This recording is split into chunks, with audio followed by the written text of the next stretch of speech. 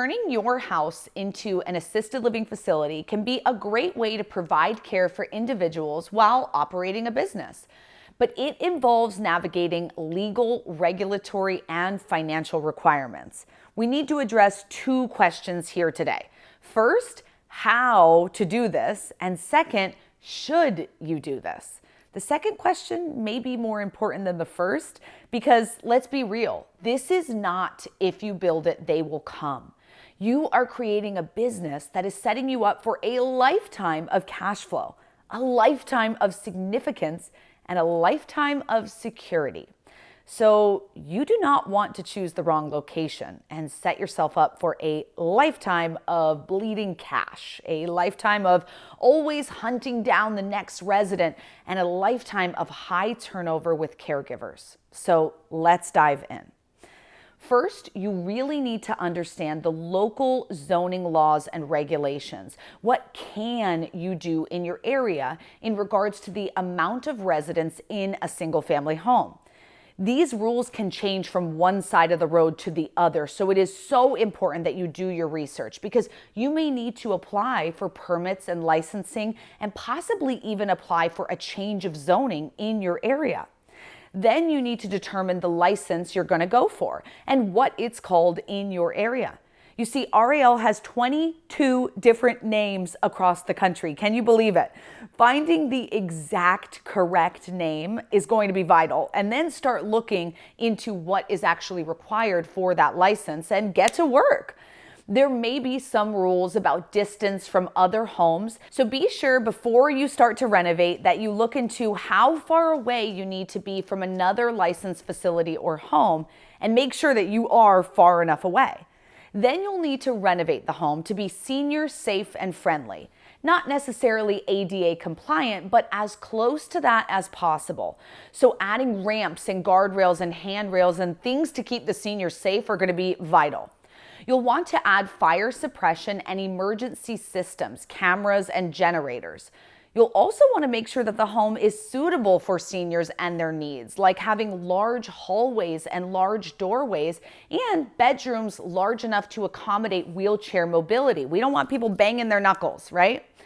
Once all of the renovations are complete, you'll want to apply for your license. You'll submit the application and wait for the inspection. This process can take anywhere from 3 to 9 months, depending on how backed up your state is in their licensing department. You know, I break down the numbers in the next video right here on YouTube, so don't miss it. Check it out right after this. You'll want to start looking at who you're planning to hire and start making those moves. You know, the licensed administrator, they're going to be your key to success. So definitely start hiring them early on. And they're really going to help you build out the rest of your team, like the licensed caregivers, the chef, the handyman, landscaper, activities coordinator. Whew, there's a lot of hiring, okay? Make sure their training is what you want in the home, not just what was required by the state. Next, you'll create all of your documents. You'll need these to get officially licensed, as well as to run a good day-to-day operation. Make your policies and procedures, your residency care plan, health and safety protocols, your residents' rights, menus, schedules, the list goes on and on. Get your insurance situated. You'll need 3 types of insurance minimum, which will include general liability, professional liability, and workman's comp insurance. And don't forget, this entire time you've been marketing to fill the home by building your website, creating your business cards and brochures, and creating those relationships with local businesses, placement agents, hospice companies, geriatric doctors and nurses, and elder law attorneys. Oh, and long-term care insurance agencies. Start preparing for your open house and get ready to welcome residents. But wait, we have to address the elephant in the room. Should you turn your home into an RAL? Well, the first question I'd ask is, how is the demographics of the area? Is the majority population between the ages of 50 to 70 years old? Are they upper middle class, making 2 times the median income? Are they majority homeowners, majority college grads? If not, dare I say it, your house is in the wrong area, so don't do it. If yes, let's keep going. How many residents are you allowed to have in your city? If it's 16, think 300 to 500 square feet per resident.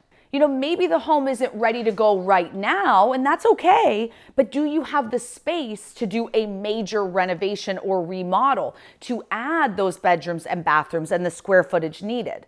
If no, stop here. Wrong house. Let's find another one. But if yes, let's go deeper. How's the zoning? Are you allowed to do this in your zoning restrictions? This one can make or break a deal. Next, are you far enough away from the other care homes? There's always a distance rule, and if you're good on both of these, consider financing. Are you planning to use all of your own money for this or looking to raise capital? The number one reason businesses fail is undercapitalization. Let's not make that mistake. Raise the funds needed and go to a coach or a mentor who can help you jump through all of these hoops.